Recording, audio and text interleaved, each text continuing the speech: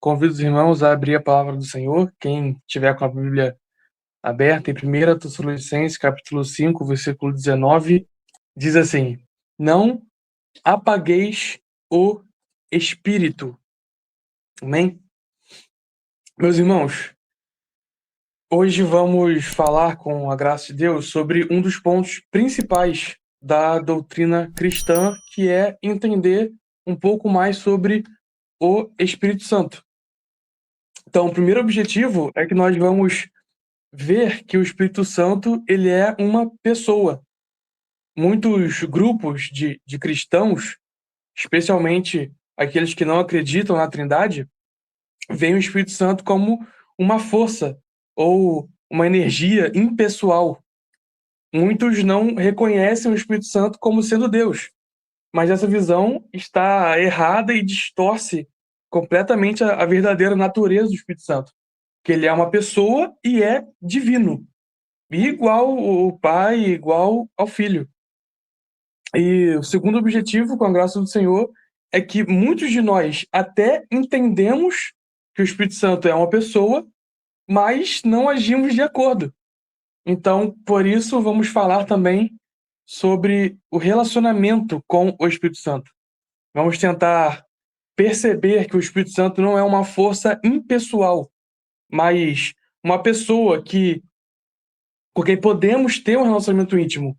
E a palavra, inclusive, ela nos incentiva a isso. Um texto, Jesus vai dizer que nós conheceremos o Espírito Santo, em outro, vai dizer que nós podemos entristecer o Espírito Santo. Tudo isso aponta para um relacionamento com ele. Em diversas situações em Atos, por exemplo, o Espírito Santo falou a Pedro, falou a Felipe, falou ao apóstolo Paulo, mandando ir, mandando deixar de ir, enfim. Todas essas coisas apontam a uma interação com o Espírito Santo. Então, eu separei esse estudo em 3 partes. A primeira, a pessoalidade do Espírito Santo. Segundo, a divindade do Espírito Santo. E, por último, relacionamento com o Espírito Santo. Então, primeiro, a pessoalidade do Espírito Santo. As características de uma pessoa que o Espírito Santo possui.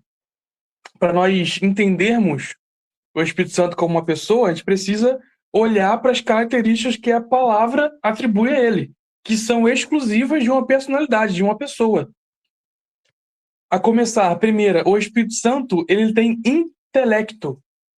O intelecto de uma pessoa é a capacidade dela pensar, de entender, de ensinar.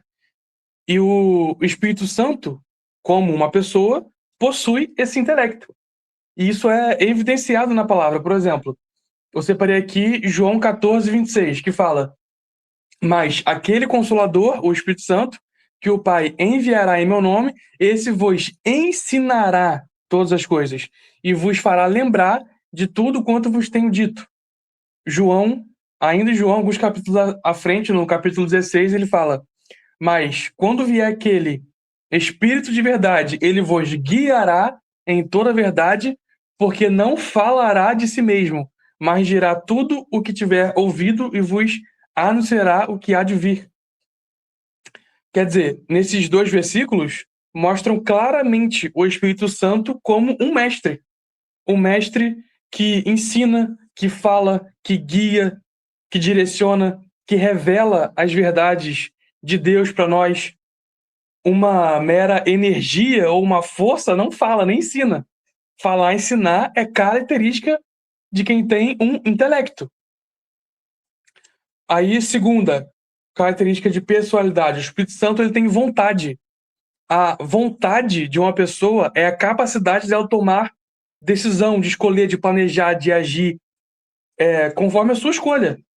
E o Espírito Santo, ele possui uma vontade e age conforme ela. Claro que isso em total harmonia com o Pai e o Espírito. Quer dizer, com o Pai e com o Filho. Ele não age sozinho, age em harmonia com a Trindade. Mas ele não é impessoal ou sem direção, mas de forma consciente. Em 1 Coríntios 12, 11 fala: Mas um só é o mesmo Espírito que opera todas as coisas, repartindo particularmente a cada um como quer. Aqui ele está se referindo aos dons espirituais, né?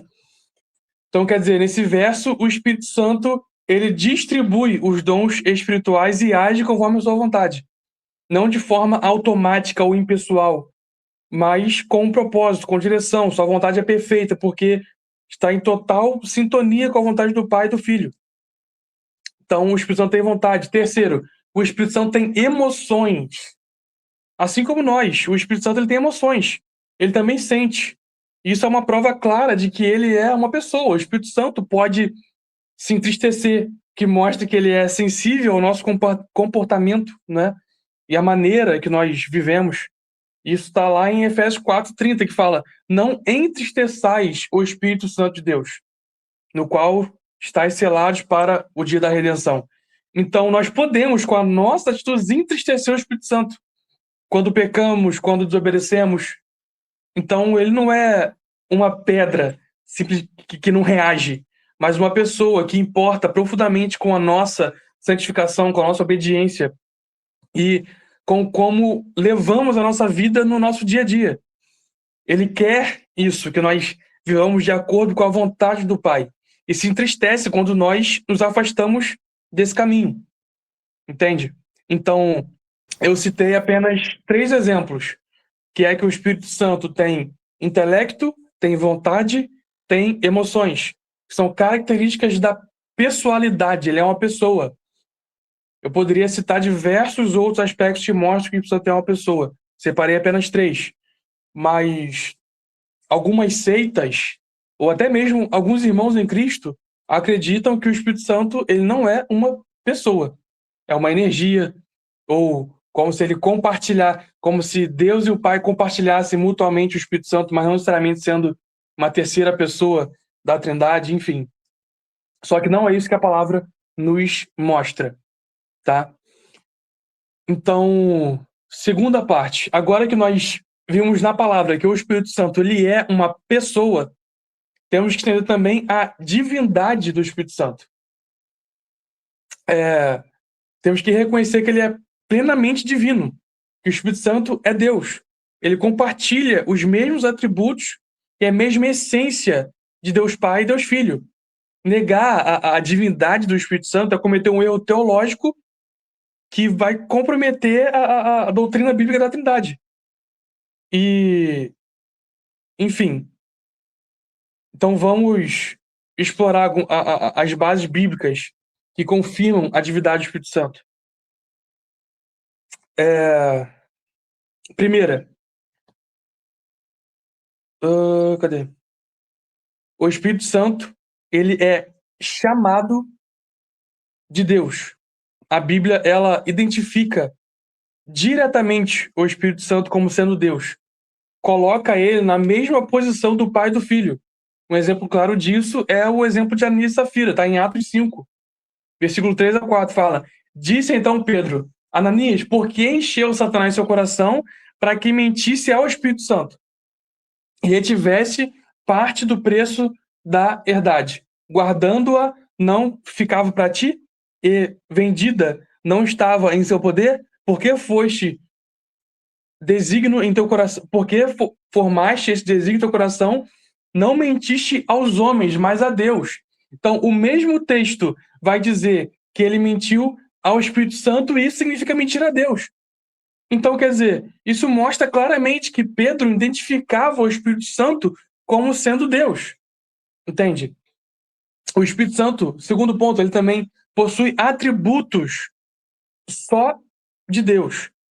Isso confirma novamente a sua essência divina. Por exemplo, ele é onisciente, tem conhecimento infinito. 1 Coríntios 2 vai falar: mas Deus nos revelou pelo seu Espírito, porque o Espírito penetra todas as coisas, ainda as profundezas de Deus. Porque qual dos homens sabe as coisas dos homens, senão o Espírito do homem que nele está? Assim também, ninguém sabe as coisas de Deus, senão o Espírito de Deus.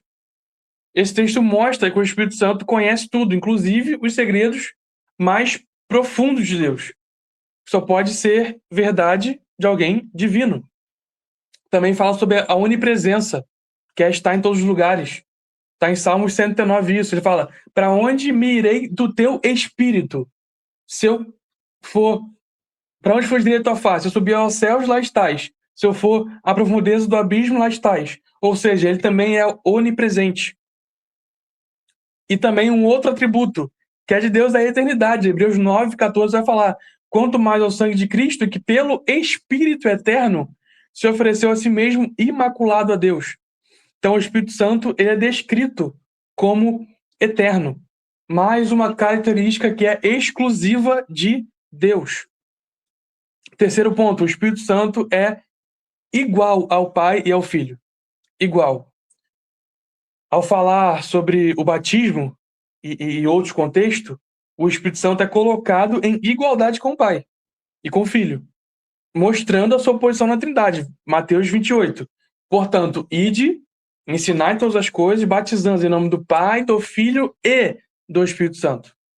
O texto não apenas destaca a atividade do Espírito Santo, mas coloca com igualdade na Trindade. Mesma coisa com o Coríntios 13, que fala: a graça do Senhor Jesus, o amor de Deus e a comunhão do Espírito Santo seja com todos vós. Novamente, mencionando junto com o Pai e com o Filho, mostrando sua posição divina. E essencial no relacionamento com os irmãos, né? A comunhão do Espírito Santo que ele vai falar. Quer dizer, então o Espírito Santo é claramente nas Escrituras, ele é chamado de Deus, tem atributos que só pertencem a Deus e é colocado em igualdade com o Pai e com o Filho. Meus irmãos, reconhecer o Espírito Santo como uma pessoa, como Deus, não é apenas um entendimento teológico, sabe? Mas é algo que pode influenciar no nosso dia a dia, especialmente no modo em que nos relacionamos com ele. No texto que nós lemos, em 1 Tessalonicenses 5:19, fala: não apagueis o Espírito. No Antigo Testamento, o fogo que havia no candelabro do tabernáculo não podia se apagar. O sacerdote tinha que manter aquela chama acesa todos os dias. Tinha que tirar a cinza, limpar e sempre manter aquele fogo aceso. Nunca podia apagar. Isso era nada mais nada menos que uma sombra da nova aliança. Está escrito em Hebreus isso, que as coisas passadas são sombra das coisas que haveriam de vir. Então, da mesma forma, nós que somos sacerdotes, nação santa, povo adquirido por Deus, somos sacerdotes, cujo Jesus é o sumo sacerdote, também devemos manter a mesma chama acesa, sem deixar que ela se apague. Quando a palavra fala não apagueis, essa ordem é direcionada a nós.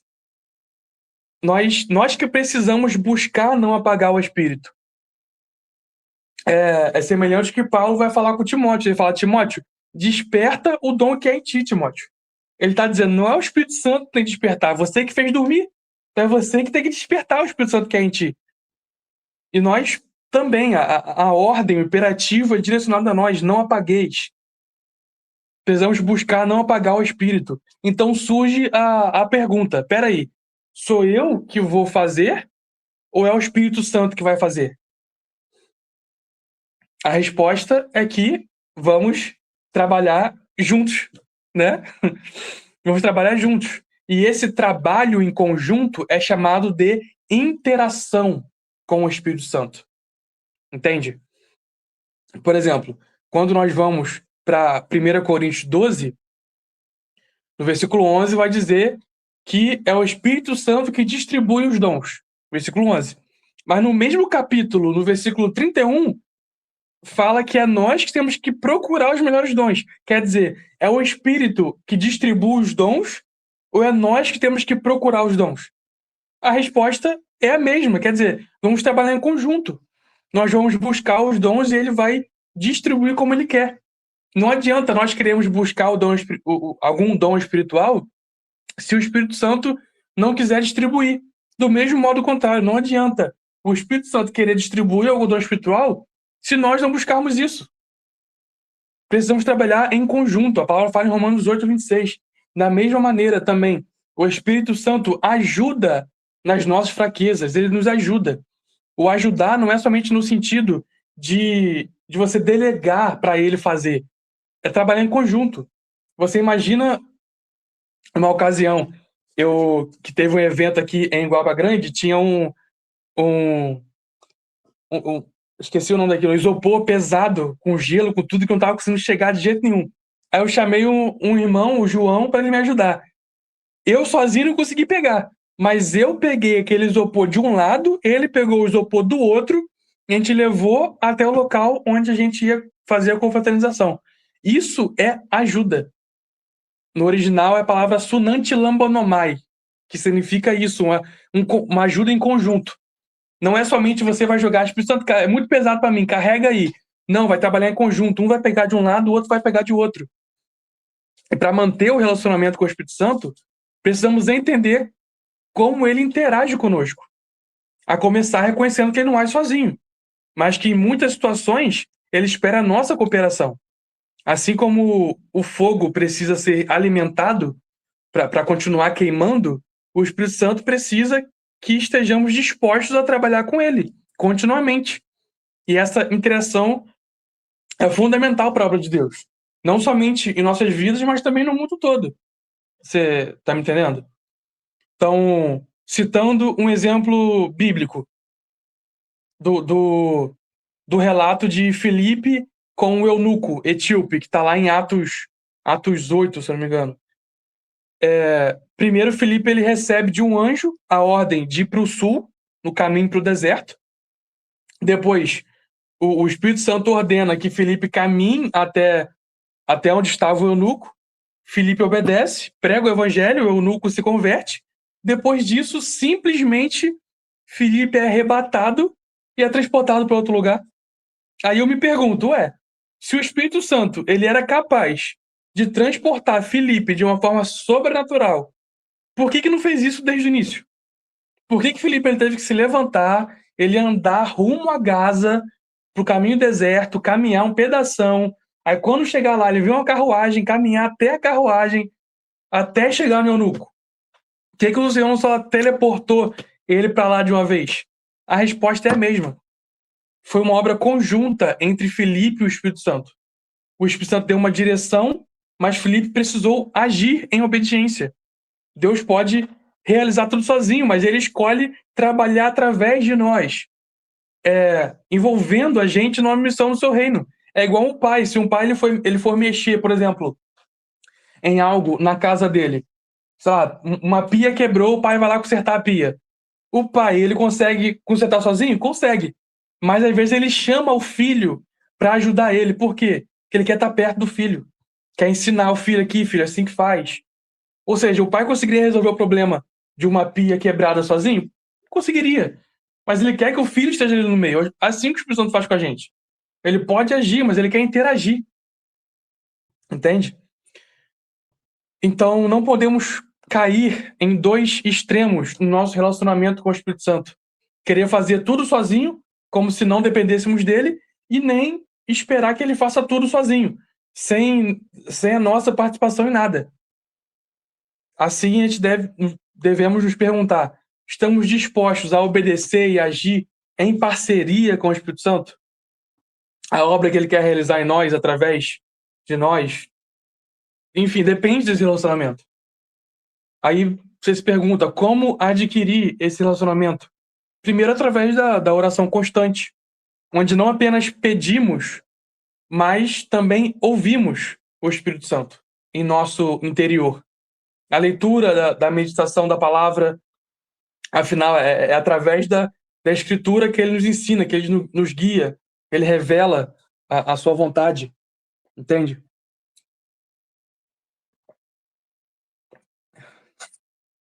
Um exemplo de interação com o Espírito Santo, alguns anos atrás, eu morava em outra casa ainda, a irmã Fabiana, Bill, ela foi lá na nossa casa e ela conta que quando ela pisou, ela nem tinha me visto ainda. Eu tava triste, eu tava mal por uma situação, né? Tava chorando pra caramba, escondido, ninguém tava vendo, no meu quarto, orando com o Senhor. Só que ela disse que quando ela entrou, ela já sentiu algo no espírito, dizendo que tinha algo errado. Aí quando Bill me viu, ela identificou que era comigo, veio, falou comigo, e aquilo ali me ajudou. Eu contei pra ela a situação, né, que estava se passando, ela me ajudou, falou comigo, mas é um exemplo de interação com o Espírito Santo. Se ela tivesse pensado, é coisa da minha cabeça, talvez ela não teria sido usada pelo Senhor ali. Um outro exemplo é meu pai. Meu pai, certa vez, ele estava dirigindo e o Espírito Santo falou no coração dele para ele ir na casa de um irmão. Ele simplesmente obedeceu e foi. Quando chegou lá, o irmão estava caído no chão, precisando de ajuda, sabe? Meu pai, uma vez, também estava no mercado com minha mãe. O Espírito Santo falou para ele ir falar com um amigo dele no hospital, porque no dia seguinte já não daria tempo. E, de fato, no dia seguinte, receberam a notícia que o cara faleceu. Então, vai orando, tentando ouvir o Espírito Santo interagindo contigo. Por exemplo, você vê alguém que está precisando de alimento e você está com a despensa cheia e sente aquela voz dentro de você dizendo: ajude, ajude. Pode ser o Espírito Santo querendo interagir contigo. Ah, mas e se não for? Meu irmão, se não for o Espírito Santo, Satanás, você pode ter certeza que não é. Você pode ter certeza que Satanás não vai tentar te ensinar a ajudar os pobres. É a mesma coisa com oferta. Quando você vai ofertar, aquela voz dizendo: você pode ajudar mais. Você pode entregar mais para ajudar a obra de Deus. Ou então, quando você está prestes a pecar ou a fazer algo errado, e uma voz vem lá dentro dizendo: não faz, não vai. Você sabe que é errado, sabe que não me agrada, não faz isso. Aquela voz lá que muitas das vezes é ignorada. Todas essas situações aqui, muitas vezes a voz é ignorada.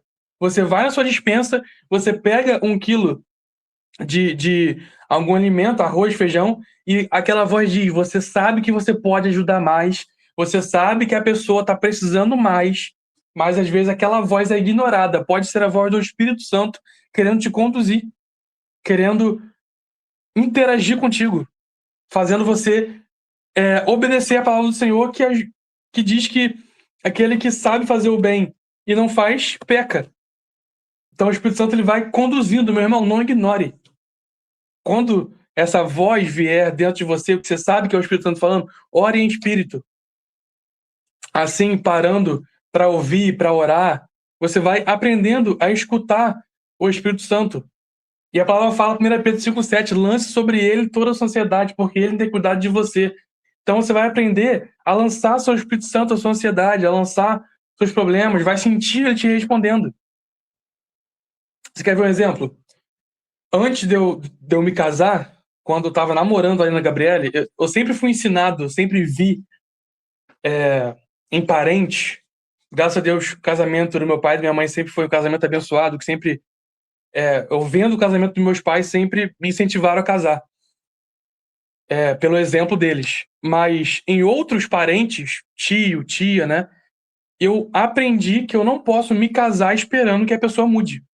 Porque eu vi muito assim: você já se casou com fulano assim, então não adianta querer mudar. Porque antes de você se casar, fulano já era assim. Então tinha um aspecto na Gabriele que era uma questão envolvendo carinho, dela ser mais carinhosa, mais afetuosa, que eu não conseguia entender. E eu pensava: eu não posso me casar com a Gabriele pensando que quando eu casar ela vai simplesmente virar uma pessoa mais amorosa, mais carinhosa do mundo. Então isso acabou sendo uma certa briga, né, uma certa guerra no nosso namoro, até mesmo no noivado, se eu não me engano, quanto a isso. Porque eu não me sentia seguro de me casar com ela assim. Eu não vou casar pensando na expectativa: olha, ela vai mudar depois, aquela ilusão. Tem muita gente que casa com descrente, pensa: não, eu vou conseguir trazer ela para Jesus. Só que eu nunca tive essa ilusão, eu sempre pensei o contrário: eu não posso me casar pensando nisso. E certa vez, depois de uma discussão com a Gabriele, eu não lembro se a gente era namorado ou noivo já, eu acho que a gente namorava, se não me engano, ainda. Sei que depois de uma discussão sobre esse assunto, eu fui chateado, irritado, fui pra lagoa orar, num lugar isolado que eu gosto de orar. Eu comecei a orar, falando com o Senhor, colocando toda a situação diante do Senhor. E, incrível, durante a oração, não me veio nenhuma voz, não me veio nenhuma frase, não veio um anjo, não veio um profeta, só simplesmente uma convicção muito forte dentro de mim que me dizia que eu não deveria temer nesse aspecto. Que, na verdade, depois eu fui entender que a Gabriele, ela não era tão carinhosa antes como um modo de se preservar, entende? Porque ela veio do mundão, ela nunca cresceu na igreja como eu. Então, o modo dela se manter pura, tantamente, né? Ela acabou se fechando um pouco. Mas eu achei incrível que depois dessa experiência na Lagoa, simplesmente me veio a paz. Aquela, aquela, aquele- aquela angústia que estava no meu coração de caramba, será que eu vou casar com uma pessoa assim? Simplesmente sumiu. Com a convicção de que ela pode até ser assim, mas que depois que eu me casasse com ela, iria mudar. Por quê? Porque o Espírito Santo falou isso comigo, me deu uma paz. E não deu outra. Eu me casei em julho ou junho. Acho que foi julho que eu me casei. E incrível, depois ela se abriu muito mais comigo. Tipo, incrível. Ela hoje é até mais carinhosa, mais do que eu imaginava, do que eu esperava que ela poderia ser. Entende? Mas por quê? Eu entreguei o Espírito Santo, busquei ter um relacionamento com ele para que ele me guiasse, me direcionasse. E essa convicção que me deu muito forte naquele dia simplesmente tirou toda a angústia que tinha no meu coração, entende? Então nós precisamos buscar ter esse relacionamento com o Espírito Santo, para ele nos guiar, nos direcionar. Agora, uma advertência: cuidado para não sair por aí dizendo que qualquer pensamento foi o Espírito Santo. Qualquer coisa é Deus que mandou. Muitos grandes homens da história se desviaram assim. Então, nós precisamos ter um equilíbrio em mente. Não deixar de interagir com o Espírito Santo e, ao mesmo tempo, não atribuir tudo ao Espírito Santo sem discernimento, correndo o risco de cair em engano. Como achar esse equilíbrio? Orando, estando sempre pautado na palavra, ouvindo, olha só, muito importante, ouvindo nossos irmãos em Cristo, que irão sempre nos instruir. Por isso que precisamos prestar contas um para o outro. Afinal, é a exortação mútua dos irmãos que vai impedir com que nós venhamos cair em engano e seguir por caminhos tortos e errados. Quando começar a cair ou desviar, o outro puxa, né? Quando começar a desviar o pensamento, o outro puxa de volta. É assim que funciona. Amém? Então,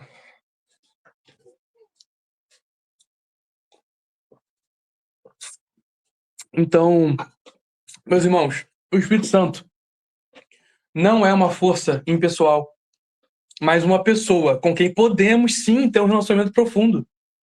Ele é Deus. É a mesma essência do Pai e do Filho.